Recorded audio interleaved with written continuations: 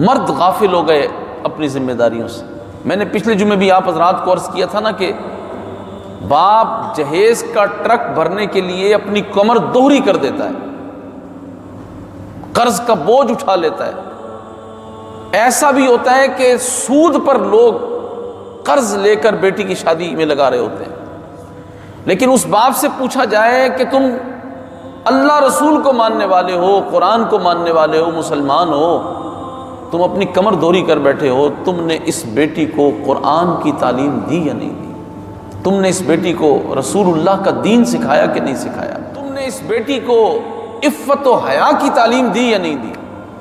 آج یہ بات بھی میں آپ حضرات سے عرض کروں گا، میرا خیال یہ ہے کہ 8 مارچ کو عورت مارچ ہوا تو ہم سب پریشان ہوئے کہ اس ملک میں کیا ہو رہا ہے، لیکن ایک فکر اگر تھوڑی سی آپ حضرات توجہ کریں تو 8 مارچ کو تو صرف عورت مارچ نہیں ہوتا، یہاں تو ہر گلی میں عورت مارچ ہو رہا ہے، ہر بازار میں عورت مارچ ہو رہا ہے۔ عورتوں نے 8 مارچ کو باقاعدہ رجسٹرڈ بے حیائی کی ہے، گورنمنٹ کی سرپرستی میں کی ہے، پولیس کی حفاظت میں کی ہے، انہوں نے بے حیائی کا وہ منظر پیش کیا ہے، لیکن یہ منظر اب عام ہے۔ انہوں نے کپڑے ٹانگ دیے تو ہم پریشان ہیں، لیکن اب تو عورتوں کے کپڑے سر عام بازار میں روزانہ ٹنگے ہوتے ہیں، کوئی ہے پوچھنے والا؟ تو عورتیں مارچ روزانہ مارکیٹوں میں کر رہی ہیں، بھرے پڑے ہیں بازار، ایسا لگتا ہے کہ جیسے اس بازار کے اندر دکانداروں کے علاوہ کسی مرد کا داخلہ ہی نہیں ہو سکتا۔ اور اس مارچ میں جس کا میں ذکر کر رہا ہوں، جو روزانہ ہر مارکیٹ میں ہو رہا ہے، ہر شاپنگ سینٹر میں ہو رہا ہے، ہر گلی بازار میں ہو رہا ہے، اس مارچ کو کامیاب کرانے میں کس کا ہاتھ ہے؟ مردوں کا ہی آتا ہے۔ وہی اپنی گھر والیوں کو اسکوٹروں کے پیچھے بٹھا کر، کاروں کی فرنٹ سیٹ پہ بٹھا کر لے جاتے ہیں بے پردہ، اور وہی ان کو بازاروں میں مارچ کرواتے ہیں۔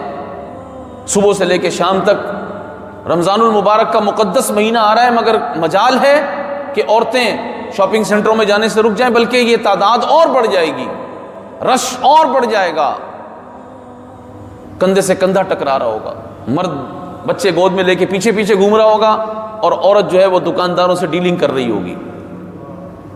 اس طرح رمضان کے تقدس کو بھی پامال کیا جا رہا ہوگا، نزول قرآن کے مہینے کے تقدس کو بھی پامال کیا جا رہا ہوگا، ان مقدس راتوں کے تقدس کو بھی پامال کیا جا رہا ہوگا جن کی ایک ایک گھڑی میں جہنم سے آزادی ہو رہی ہوگی۔ تو میں یہ عرض کر رہا ہوں کہ اگر عورتیں اپنا مقام اللہ کے کلام میں دیکھ لیں تو پھر کبھی عورت مارچ نہ ہو۔ آج کے بعد کوئی عورت مارچ نہیں ہوگا اگر قرآن مجید فرقان حکیم کے اندر عورت اپنے آپ کو تلاش کرے کہ رب ذوالجلال نے اس کو کیا شان اور عظمت عطا فرمائی ہے۔ آئیے، کاش وہ عورت مارچ میں شامل۔ BBC کی رپورٹ میں لکھا گیا ہے کہ وہ کہہ رہی ہیں کہ ہم بھی مسلمان ہیں۔ اگر تم مسلمان ہو تو قرآن مجید فرقان حکیم کو پڑھو، دیکھو قرآن نے تمہاری کیا عظمت بیان کی ہے، ایک عورت کو کیا مقام دیا ہے۔ قرآن مجید فرقان حکیم نے فرمایا ان المسلمین والمسلمات، بے شک مسلمان مرد اور مسلمان عورتیں، پھر فرمایا والمؤمنین والمؤمنات، ایمان والے اور ایمان والیاں، والقانتین والقانتات، اور فرما بردار ادب والے اور ادب والیاں، والصادقین والصادقات، اور سچے مرد سچی عورتیں، والصابرین والصابرات، اور صبر کرنے والے اور صبر کرنے والیاں، والخاشعین والخاشعات، اور اللہ سے ڈرنے والے، خشیت والے، اللہ کا خوف رکھنے والے اور اللہ کا خوف رکھنے والیاں، والمتصدقین والمتصدقات، اور خیرات کرنے والے اور خیرات کرنے والیاں، والصائمین والصائمات، اور روزے والے اور روزے والیاں، والحافظین فروجہم والحافظات، اور اپنی پارسائی پر نگاہ رکھنے والے یعنی اپنی پاکی کی حفاظت کرنے والے مرد اور اپنی پاکی کی حفاظت کرنے والی عورتیں، والذاکرین اللہ کثیرا والذاکرات، اور کثرت سے اللہ کو یاد کرنے والے مرد اور اللہ کو یاد کرنے والی عورتیں، اعد اللہ لہم مغفرۃ واجرا عظیما، اللہ نے ان سے بخشش کا وعدہ کیا ہے، ان کے لیے بڑا ثواب اللہ نے تیار کر رکھا ہے۔ بتائیے عورت کے حقوق قرآن مجید فرقان حکیم نہیں دے رہا، عورت کی تربیت نہیں فرما رہا، لیکن اس معیار کو اگر مسلمان بیٹی تسلیم کر لے کہ میرا معیار یہی ہے جو میرے رب نے مجھے دیا ہے، کہ مجھے ان صفات ان خوبیوں کا حامل بننا ہے، جب میں ان خوبیوں کے حامل بن جاؤں گی تو رب ذوالجلال مجھے اس عزت و شان کے ساتھ داخل جنت فرما دے گا، اور میرے لیے اتنا بڑا اجر و ثواب رب نے رکھا ہے۔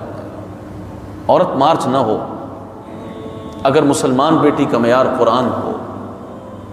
قرآن مجید فرقان حکیم نے جو اس کی تربیت کی ہے، وہ تربیت اگر آج گھروں میں دی جاتی، تعلیم گاہیں، میں نے پہلے بھی کہا کہ 99.99% لوگ اس بات کو اس دور میں قبول کرنے کے لیے تیار نہیں، لیکن حقیقت یہی ہے کہ جو اسکول سسٹم ہے، کالج سسٹم ہے، جس کو تعلیم گاہ کہا جا رہا ہے، اب تو آن لائن سسٹم آ گیا نا تعلیم کا، یہ سب کا سب دجل اور فریب ہے مسلمان بیٹی کے لیے۔ آپ دیکھیے نا، ہمارے ملک کے اندر مسلمان بچے بے روزگار ہیں، لیکن مسلمان لڑکیوں کے لیے کوٹا بڑھایا جا رہا ہے۔ ہماری فورسز کے اندر عورتوں کا کوٹا بڑھ گیا، اسمبلی کے اندر عورتوں کا کوٹا بڑھ گیا۔ اگر اس کی جگہ مرد بیٹھ کر اپنی ذمہ داریاں پوری کرتے تو بحسن خوبی پوری کرتے، اور اگر وہ کماتے تو بتائیے اس کا نفع کس کو جاتا؟ عورتوں کو نہیں جاتا۔ اگر عورتیں کام کاج کر کے پیسے کمائیں گی تو اگر ان کے مرد کما لیں تو کیا ان کو نفع نہیں پہنچے گا؟ لیکن یہ باقاعدہ ایک پلاننگ ہے یہود و نصارہ کی، اور وہ بار بار ڈیمانڈ کرتے ہیں، بار بار اسلامی حکومتوں کو پریشرائز کرتے ہیں کہ اپنے ملک میں خواتین کا حصہ بڑھاؤ، اور چونکہ ہمارے حکمران ان کے بدترین فکری غلام ہیں تو وہ ان کی بات فوراً مانتے ہیں۔ اور تعلیم کے نام پر آج تو یہ جو آزادی نسواں کی تحریک ہے، یہ تحریک کوئی مسلمانوں کی تحریک نہیں ہے، مسلمان بیٹی کی یہ تحریک نہیں ہے کہ وہ اپنی آزادی کے لیے مارچ کرے گی، آزادی کے لیے آواز بلند کرے گی، کیونکہ اللہ تبارک و تعالی جل شانہ نے آزاد مسلمان عورت کے لیے قرآن مجید فرقان حکیم کے احکام بیان کیے ہیں۔ اسلام نے جو اس کو تقدس دیا ہے، ایسا تقدس تو کسی دین میں نہیں ہے۔ آپ اٹھائیے مختلف ادیان کی اور مختلف تہذیبوں کی تاریخ کو اٹھا کر دیکھیں تو وہ تو عورت کو کوئی اہمیت دیتے ہی نہیں تھے، یہ تو اللہ تبارک و تعالیٰ نے پیارے محبوب کریم علیہ الصلوۃ والسلام کو مبعوث فرما کر عورت کو اتنی عزت و شان عطا فرما دی۔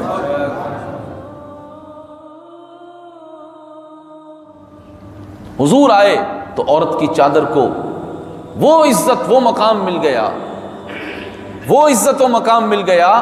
میں نے آپ کو بتایا نا کہ حضرت خواجہ نظام الدین اولیاء رحمۃ اللہ تعالی علیہ کی والدہ ماجدہ آپ بڑی ولیہ خاتون تھیں، اور آپ کا روحانی مقام و مرتبہ اتنا زیادہ تھا کہ بابا فرید الدین گنج شکر آپ کے مرشد بھی تھے، آپ کے استاد بھی تھے، آپ ان کی تربیت میں عرصے دراز رہے۔ جب آپ کو ایک روحانی مقام دینے کے لیے بابا فرید نے فرمایا نا نظام الدین اب تمہیں ہم ایک روحانی مقام دیتے ہیں، اس میں داخل ہو جاؤ، کہنے لگے حضور میں نے اپنی والدہ سے پوچھنا ہے جا کے پہلے۔ آپ نے فرمایا ٹھیک ہے۔ راستے میں ایک مجذوب مل گیا، مجذوب تو مجذوب ہوتے ہیں، وہ اپنے حال میں تھا، اس نے آواز لگائی نظام الدین بابا فرید جو کہہ رہے ہیں وہی مان لو، جو بابا فرید کہہ رہے ہیں وہی مان لو۔ آپ نے کہا نہیں، میں اپنی والدہ سے پوچھوں گا۔ گھر کے دروازے پہ پہنچے، السلام علیکم کہا، اندر سے والدہ نے آواز دی، نظام الدین جو بابا فرید کہہ رہے ہیں صحیح کہہ رہے ہیں، تم اس مقام میں داخل ہو جاؤ۔ ایسی روحانی مقام والی والدہ، رسول اللہ نے اتنی عفت والی چادر عطا فرما دی کہ دہلی کے لوگ قحط سالی میں پریشان ہو کر آپ کی خدمت میں آ گئے اور کہا حضور پانی نہیں برس رہا، جانور بھی مر رہے ہیں، انسان بھی بلک رہے ہیں، اتنی شدت کی قحط سالی ہے، فصلیں تباہ ہو گئی ہیں، بارش کتنے عرصے سے برسی نہیں، آپ دعا فرمائیں۔ خواجہ نظام الدین اولیاء فرمانے لگے آؤ پھر کھلے میدان میں چلو۔ کھلے میدان میں لے جا کر آپ نے اللہ رب ذوالجلال سے عرض کی، یا اللہ یہ میرے ہاتھ میں جو دھاگا ہے، واسطہ اس دھاگے کا رحمت کی بارش نازل فرما۔ ابھی لوگ گھروں کو نہیں پلٹے، پورے دہلی میں جل تھل ہو گیا، ہر طرف برسات، پانی، لوگ خوش ہو گئے، آپ کی خدمت میں آئے، کہا حضور اس دھاگے میں کیا تھا، یہ کس چیز کا دھاگا ہے؟ خواجہ نظام الدین اولیاء رحمۃ اللہ تعالی علیہ فرمانے لگے، لوگو یہ میری ماں کے دوپٹے کا دھاگا ہے، کیونکہ میری ماں وہ عظیم اسلام کی بیٹی ہے، اسلام نے وہ ماں تیار کی ہے کہ اس کے دوپٹے پر بھی کسی نامحرم مرد کی نظر نہیں پڑی۔ اللہ نے امت کی مشکلات دور کر دی ان ماؤں کی تقدیس کی وجہ سے، ان کی حیا اور عفت کی وجہ سے۔ اور آج جو بازاروں میں عورتیں نکل کھڑی ہوئیں، اور پھر محکموں میں، آپ بینک میں جائیں تو، آپ کسی اور محکمے میں چلے جائیں تو ہر جگہ پر عورت کو زینت کے لیے بٹھا دیا گیا ہے۔ تو مجھے بتائیں پھر قوم پر جو قحط پڑا ہوا ہے، یہ تو بارش نہ برسنے کا قحط نہیں ہے صرف، یہاں تو ہر شے کا قحط پڑ گیا۔ غیرت کا قحط سب سے زیادہ ہے، حمیت کا قحط سب سے زیادہ ہے، سکون کا قحط سب سے زیادہ ہے، برکت کا قحط سب سے زیادہ ہے۔ پیسہ تو ایسا لگتا ہے برس رہا ہے، اتنا پیسہ ہے، لیکن برکت، سکون، راحت، چین، یہ جو ہر گھر میں قحط ہے، ہر دل میں قحط ہے، ہر دل میں ہول اٹھ رہے ہیں، فتنے بپا ہو گئے ہیں، ایک کا منہ ادھر ہے ایک کا منہ ادھر ہے۔ اس کی ایک بہت بڑی وجہ یہ ہے کہ مسلمان بیٹی شادی بیاہ سے لے کر ہر موقع پر آپ اس کو دیکھ لیں تو وہ پردہ کرنے کے لیے تیار نہیں ہے، پردہ کرنے کے لیے پیروں کی بیٹیاں، مولویوں کی بیٹیاں اب بازاروں میں اس طرح نکل رہی ہیں۔ باقی تو چھوڑ دیں آپ، میں بلا معذرت کی بات کہہ رہا ہوں، مجھے معذرت کرنے کی ضرورت نہیں ہے کیونکہ یہ کلمہ حق ہے۔ کسی پیر کے لیے جائز نہیں ہے کہ وہ عورتوں کے سامنے بیٹھے، عورتیں اس کے سامنے بیٹھیں۔ آج تو ٹی وی چینل پر بھی پیر صاحب بیٹھے ہوئے ہیں اور باقاعدہ اس کو عبادت کا نام دے کر، جی آپ ضرور دیکھیں، نبی پاک صلی اللہ تعالی علیہ وآلہ وسلم امت کے لیے، پوری امت کے لیے حضور مثل باپ ہیں، اور حضور تو وہ ہیں کہ فدا کا امی و ابی یا رسول اللہ، ساری مائیں حضور پر فدا، سارے باپ حضور پر فدا، جان حضور پر فدا، سب کچھ حضور پر فدا۔ لیکن محبوب کریم علیہ الصلوۃ والسلام کی خدمت میں عورتیں آئیں، نبی پاک علیہ الصلوۃ والسلام نے کبھی کسی عورت کو ہاتھ میں ہاتھ لے کر بیعت نہیں کیا، ہاتھ میں ہاتھ لے کر بیعت نہیں کیا حضور نے۔ عورتوں نے عرض بھی کی، کیونکہ حضور کا ہاتھ تو شفا کا خزانہ ہے، وہ تو بحر کرم ہے۔ نبی پاک علیہ الصلوۃ والسلام نے فرمایا نہیں، میں عورتوں کے ہاتھ میں ہاتھ نہیں دیتا۔ حضور پر نور صلی اللہ تعالی علیہ وآلہ وسلم نے تو اسلام کی بیٹی کو جو عزت دی ہے، اللہ اکبر اللہ اکبر، اسلام کی بیٹی کو اتنی عزت دی ہے۔ قبیلہ قینقاع یہودیوں کا قبیلہ تھا، یہودیوں کا قبیلہ، ایک مسلمان خاتون ان کے ہاں کسی کام سے گئی تو ایک یہودی نے شرارتاً اس مسلمان بیٹی کا دوپٹہ کسی چیز سے باندھ دیا۔ جب وہ اٹھنے لگی تو بے پردگی ہو گئی اور اس پر وہ یہودی ہنسنے لگے، پورے کا پورا قبیلہ اس کے بارے میں نبی پاک علیہ الصلوۃ والسلام نے جہاد کا حکم فرما دیا۔ حضرت عبد الرحمن ابن عوف کا وہاں سے گزر ہوا، اور وہ یہودی جس نے اس مسلمان بیٹی کی عفت پر حملہ کیا تھا، اس کی چادر پر حملہ کیا تھا، آپ نے اس کی گردن مار دی، اس کو آپ نے قتل کر دیا کہ تیری مجال کیسے ہوئی کہ ایک مسلمان بیٹی کی عفت پر تو نے حملہ کیا۔ اور پھر قبیلہ قینقاع کے ساتھ غزوہ ہوا، خود رسول اللہ تشریف لے گئے، اور نبی پاک علیہ الصلوۃ والسلام جس اونٹنی پر سوار تھے اس اونٹنی نے بھی برداشت نہیں کی، اور پھر پورے کے پورا قبیلہ اس کو مدینے سے نکال دیا گیا۔ آج تو یہودی فکر باقاعدہ امپورٹ کی جا رہی ہے، تعلیم گاہوں کے اندر، اداروں کے اندر۔ میڈیا سب سے بڑا دجال ہے اس وقت۔ دجالی فکر کو عام کرنے میں میڈیا کا سب سے بڑا کردار ہے۔ وہ میڈیا کسی بھی صورت میں ہو، اس کو کوئی بھی نام دے دیا جائے، یہ ایک فتنے کی صورت اختیار کرتے کرتے کرتے کرتے کہاں سے کہاں پہنچ گیا۔ اور اس پر کیا برائے فروخت ہے، اس پر جتنے بھی اشتہار آتے ہیں وہ کسی پروڈکٹ کے اشتہار نہیں ہیں۔ آپ غور کیجئے گا اس بات پر، میڈیا جو کچھ بیچ رہا ہے، سوشل میڈیا جو کچھ بیچ رہا ہے، وہ چیزیں نہیں بک رہی، وہ مسلمان بیٹی بک رہی ہے۔ جی ہاں، ہر چیز کے اشتہار میں عورت کا کیا کام ہے؟ وجہ یہی ہے کہ ان کی بنائی ہوئی جو کارستانی ہے، ان کی جو پورا پلان ہے ان کا، وہ یہی تھا کہ چیزیں بیچنے کے نام پر مسلمان بیٹیوں کی تصویریں لگاؤ، ان کی ایکٹنگ لگاؤ۔ وہ ایک چھوٹی سے چھوٹی ٹافی بھی بچوں کے کھانے کی بیچنی ہو تو وہ عورت کو سامنے لاتے ہیں۔ آپ اندازہ لگائیں نا۔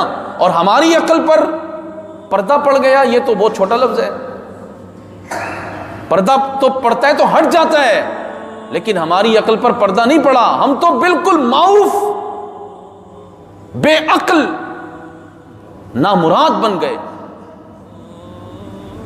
ہم اس بات کے متعلق کچھ کہنے کو تیار ہی نہیں ہے۔ کون سا گھر ہے جو اس بلا سے محفوظ ہے؟ کون سا گھر ہے بتائیں؟ ہم کہتے ہیں اس کے بغیر گزارا ہی نہیں ہو سکتا، انفارمیشن بڑی ضروری ہے۔ بچے کہاں جائیں گے؟ ایسا بہانہ، وہ تو پہلے لگاتے تھے بہانہ، اب تو خیر وہ بہانہ ہی ختم ہو گیا کہ وہ جی بچے دوسروں کے گھروں میں چلے جاتے ہیں اس لیے ہم ٹی وی لائیں، ایسا بہانہ لگاتے تھے لوگ۔ اور اب تو زہر قاتل ہر ایک کے ہاتھ میں ہے، روزانہ وہ اس کو استعمال کر رہا ہے، کب اس کے ایمان کی موت ہوتی ہے کچھ پتہ نہیں۔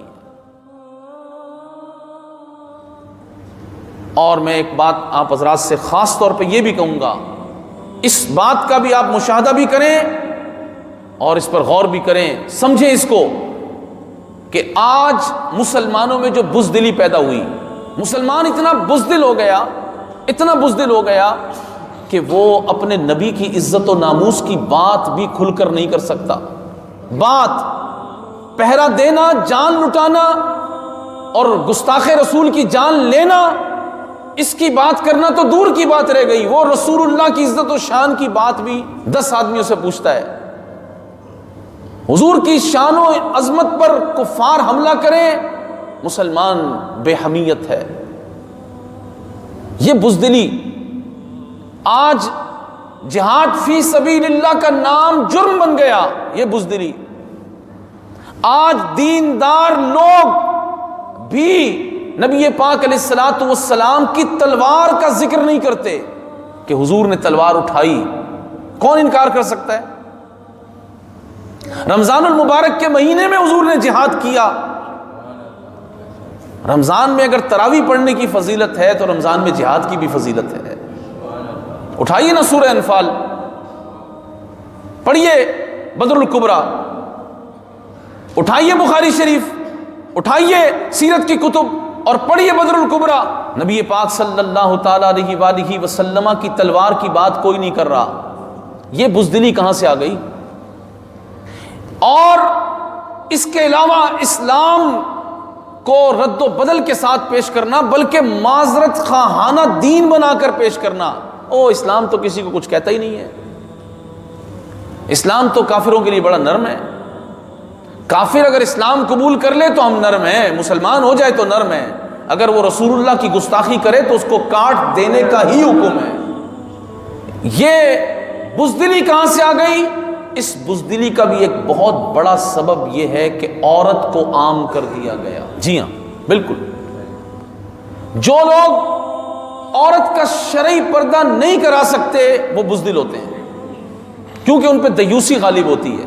جو عورت کو قرآن و سنت کے مطابق گھر میں عزت نہیں دے سکتے اور اس کو اللہ نے جو حکم دیا ہے اس کے مطابق، قرآن نے جو حکم دیا ہے، جو رسول اللہ نے حکم دیا ہے اس کے مطابق اس کو نہیں رکھتے، ان کے حقوق ہوں یا ان کے پردے کا معاملہ، ان کے حجاب کا معاملہ ہو، تو یہ یاد رکھیے گا پھر وہ لوگ بزدل ہو جائیں.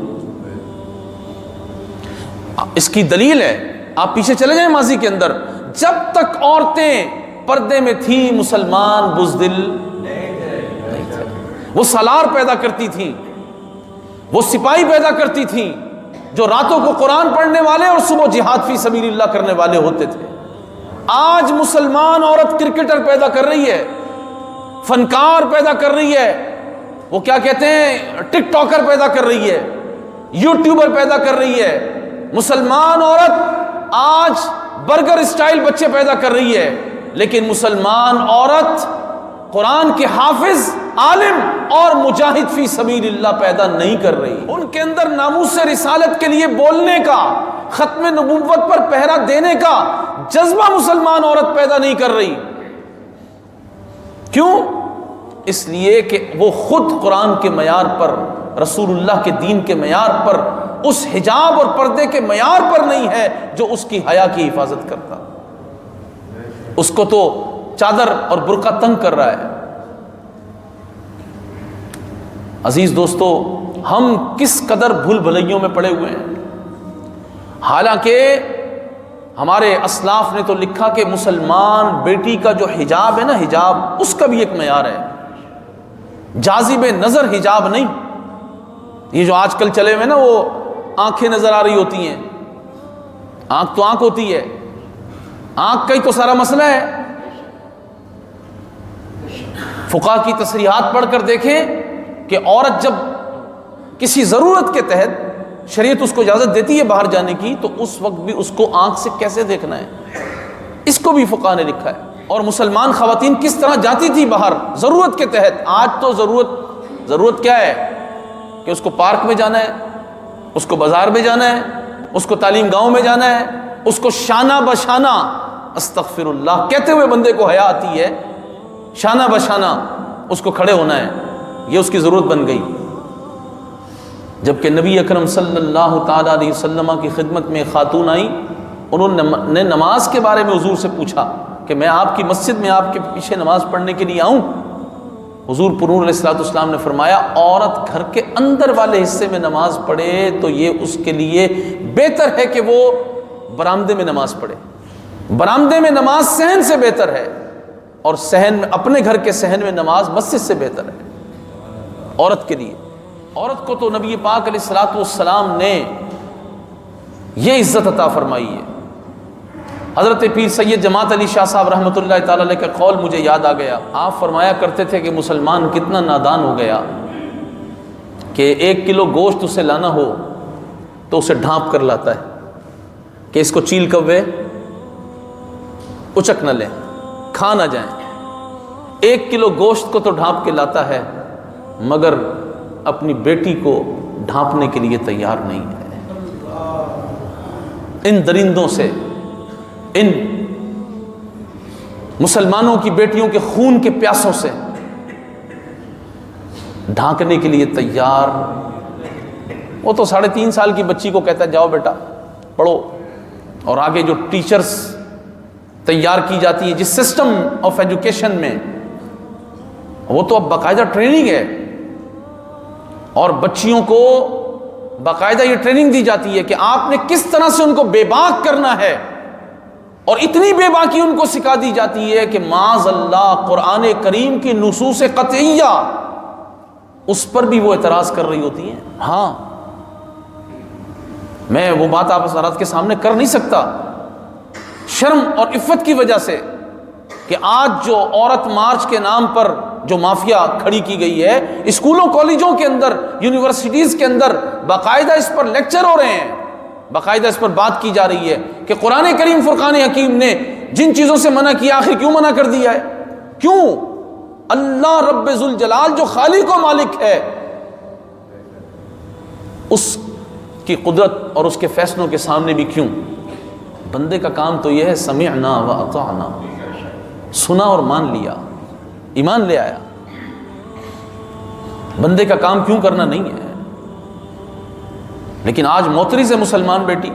عزیز دوستو، یہ سارا تحفہ ہے قرآن سے دوری کا، تعلیم جدید کا، تعلیم جدید کا۔ اور آپ کو معلوم نہیں ہے کہ اب قادیانی، جس کو آج کل ایک نئی ٹرم آئی ہے لبرل، یہ لبرل کیا ہے؟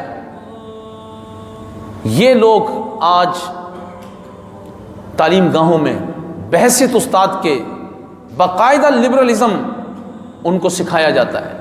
آپ نیوٹرل رہیں، مسلمان نیوٹرل نہیں ہوتا، مسلمان نیوٹرل نہیں ہوتا۔ آپ قرآن و سنت کی بات نہ کریں، اسلام صرف اسلامیات میں رہ گیا۔ سمجھ رہے ہیں میری بات؟ اسلام کس میں رہ گیا؟ ایک وہ اتنی سی کتاب ہے، اس میں اسلامیات رہ گیا، وہ شروع سے لے کے آخر تک وہی ہے۔ میں نے جو گریجویشن ہے اس کا پیپر اٹھا کر دیکھا یونیورسٹی کا، تو اس میں سوال تھا کہ طواف میں کتنے پھیرے کیے جاتے ہیں۔ وہ مسلمان بیٹا یا بیٹی جو 14ویں جماعت کا طالب علم ہے، اس نے اپنی زندگی کی ذہانت بھری زندگی اس نے اس نصاب کو دے دی۔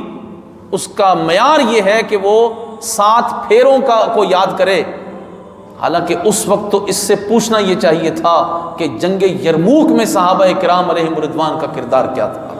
اس سے پوچھنا یہ چاہیے تھا کہ خیبر میں سیدنا علی المرتضیٰ رضی اللہ تعالیٰ عنہ شیر خدا نے کس طرح مرحب کو کاٹا تھا۔ اس سے پوچھنا یہ چاہیے تھا کہ فتح مکہ کے دن نبی پاک صلی اللہ تعالیٰ علیہ وسلم نے گستاخ مرد اور گستاخ عورتوں کو کیسے کٹوا دیا تھا۔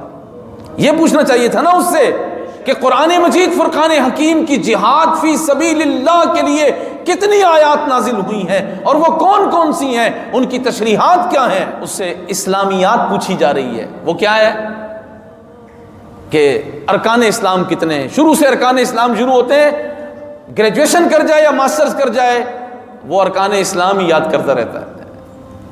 مسلمان بیٹی، اس کو کیا پڑھایا جا رہا ہے، اس کے ذہن میں کیا گھولا جا رہا ہے۔ میں آپ کو بالکل بہت آسان اور سادہ مثال دیتا ہوں۔ مجھے بتائیے کہ میر تقی میر کے اشعار، مرزا غالب کے اشعار، میر حسن کے اشعار، یہ جو اردو کا نصاب ہے ہمارے یہاں، قومی نصاب جس کو کہا جاتا ہے، کیا یہ مسلمان بچیوں کو پڑھانے کے ہیں؟ مسلمان بچوں کو پڑھانے کے؟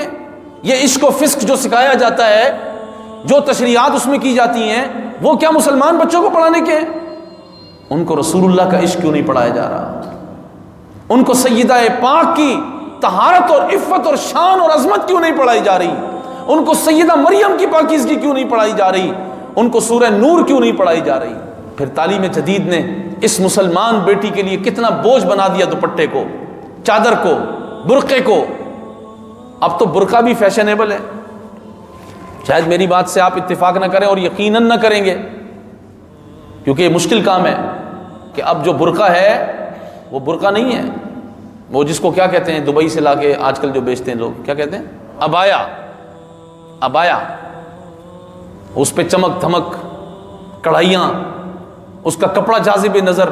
مسلمان بیٹی کا یہ پردہ نہیں ہے۔ مسلمان بیٹی کا پردہ تو یہی ہے، اگر وہ بضرورت نکلے تو ایسے پردے سے نکلے کہ اس کی جسم کی حیت ہی معلوم نہ ہو، اس کے برقعے کو دیکھنے کا کسی کا دل نہ چاہے، وہ اتنی حیا کے ساتھ گھر سے باہر نکلے اور پتہ چل جائے کہ رسول اللہ صلی اللہ تعالی علیہ وسلم کا کلمہ پڑھنے والی مسلمان بیٹی جا رہی ہے، کسی کی حیا سے نگاہ ہی نہ اٹھ سکے۔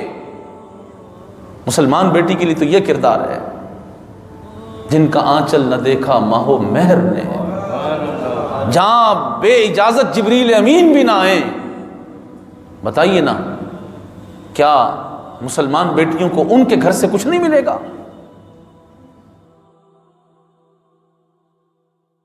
آج عورت مارچ، یہ عورت مارچ میں نے کہا کہ یہ 8 مارچ کو صرف نہیں ہوا، یہاں تو روزانہ عورت مارچ ہو رہا ہے۔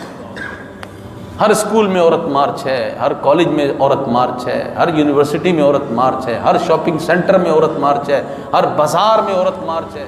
اللہ اکبر! مسلمان عورتیں وہ جو عورت مارچ میں جاتی ہیں دوپٹے اتار کر بوجھ سمجھ کر، ان سے میں ایک بات کہتا ہوں کہ آپ اسلام سے بغاوت اور آزادی کی بات کرتی ہیں کہ ہمیں آزادی چاہیے، یہ اسلام تو آپ کے تقدس کے لیے کتنا فکر مند رہا، اللہ اکبر، اور اس نے آپ کو کتنی عزت دی۔ آپ دیکھیں کہ مسلمان عورت جب دنیا سے چلی جاتی ہے اس وقت بھی اس کے تقدس کا اسلام نے خیال کیا۔ مسلمان مرد کے لیے کفن کے 3 کپڑے رکھے، لیکن مسلمان عورت کے لیے 5 کپڑوں کا کفن رکھا۔ کیا کہو گی تم؟ انکار کر دو گی اس بات کا کہ نہیں دوپٹہ ہمارے لیے بھاری تھا لہٰذا ہماری لاش کو بھی بے کفن دفنا دیا جائے؟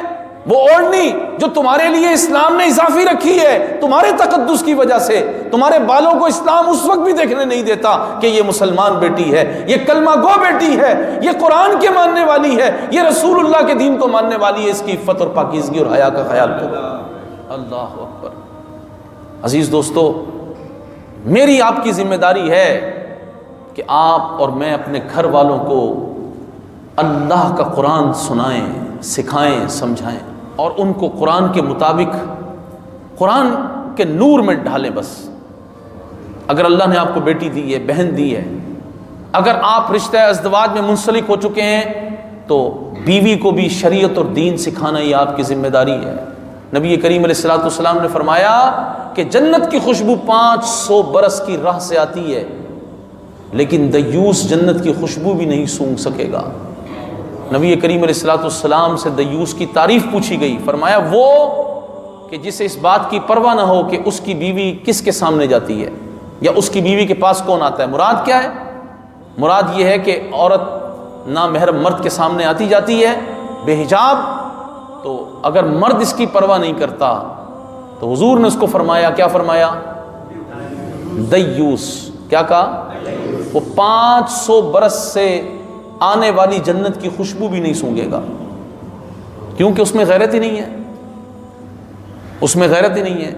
اور یہاں یہ بھی پوچھنا چاہتا ہوں آپ سے کہ جب بیوی کے بارے میں بندہ غیرت نہ کرے وہ دیوس ہو، اور جب رسول اللہ کی گستاخیاں ہوں، جب حضور کی شان و عظمت پر حملے ہوں، فرانس کے خنزیر حملے کریں، اور پھر ان کے لیے دعائیں مانگی جائیں گی یا ان کے لیے نرم بات کی جائے گی؟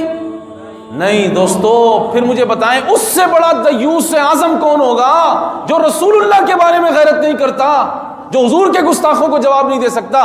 بیوی کے بارے میں جو غیرت مند نہ ہو یا بہن بیٹی کے بارے میں غیرت مند نہ ہو وہ دیوس ہو جائے، تو جو رسول اللہ کے بارے میں بے غیرت ہو جائے؟ آپ جمعہ پڑھنے آئے نا، آپ سے پوچھ رہا ہوں میں، مجھے بتائیں نا، رسول اللہ صلی اللہ تعالیٰ علیہ وآلہ وسلم کی شان و عظمت کے خلاف انہوں نے جو بک بک کی، آج حکومت میں کتنے بڑے بڑے دیوس ہیں، ان کا ایک سفیر نکالنا ہے تو ان سے نہیں نکالا جا سک رہا، آواز ہی نہیں ان لوگوں کی نکل رہی۔ اور قوم اگر چاہتی ہے نا کہ کچھ عزت اس کے پلے آ جائے تو کم سے کم اس معاملے پر کھڑی ہو جائے۔ اگر آج کھڑی ہو گئی تو اللہ اسے مزید توفیق دے دے گا، جی ہاں۔ اور اگر آج اس نے یہ، میں دیوسی کا نام بھی کیا لوں اس میں، اگر یہ بے غیرتی کا مظاہرہ رہا تو پھر یاد رکھیے بچے گا کچھ بھی نہیں، کچھ بھی نہیں بچے گا، کچھ بھی، کیونکہ وہ جو نہ تھے تو کچھ نہ تھا، وہ جو نہ ہو تو کچھ نہ ہو، جان ہے وہ جہان کی، جان ہے تو جان ہے۔ لبیک لبیک لبیک یا رسول اللہ، لبیک لبیک۔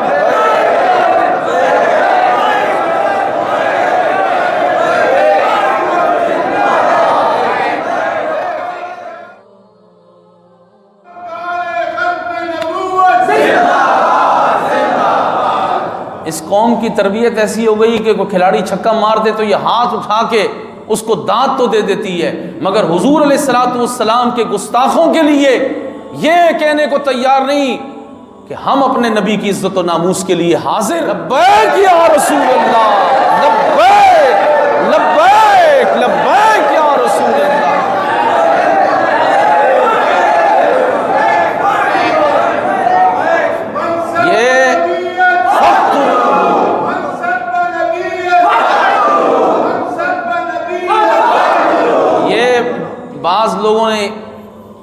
اپنی خفت مٹانے کے لیے یہ کہنا شروع کر دیا کہ یہ بھی سیاسی نعرہ ہے. کتنے ظالم ہیں. رسول اللہ صلی اللہ تعالی علیہ وسلم کی خاطر یہ کہنا حضور میری جان بھی حاضر, لبیک میں حاضر, میری اولاد حاضر, میرا مال حاضر, حضور میں اپنے جسم کے ہر روئے کے بدلے اللہ مجھے ہزاروں جانے دے تو میں حاضر. یہ تو سارے صحابہ کے ہر سانس کا مقصود تھا. اب کام نہیں چلے گا. یہ نعرہ معیار ہے, غیرت کا معیار ہے, حمیت کا معیار ہے کہ ہم رسول اللہ کی عزت کے لیے حاضر ہیں. تم نہیں ہو سکتے تو تم کہو یہ سیاسی نعرہ ہے. تو ہم نے تو یہ سیاست کرنی ہے, اور انشاءاللہ وہ وقت آنے والا ہے کہ پاکستان کے ایوانوں سے پوری دنیا میں نعرہ جائے گا لبیک. پوری دنیا میں نعرہ جائے گا, پوری دنیا میں جائے گا انشاءاللہ.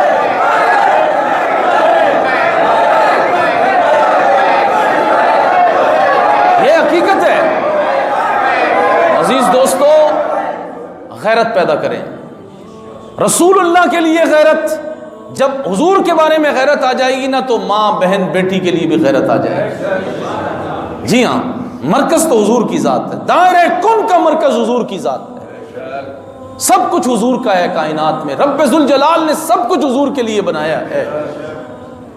تو آپ حضرات سے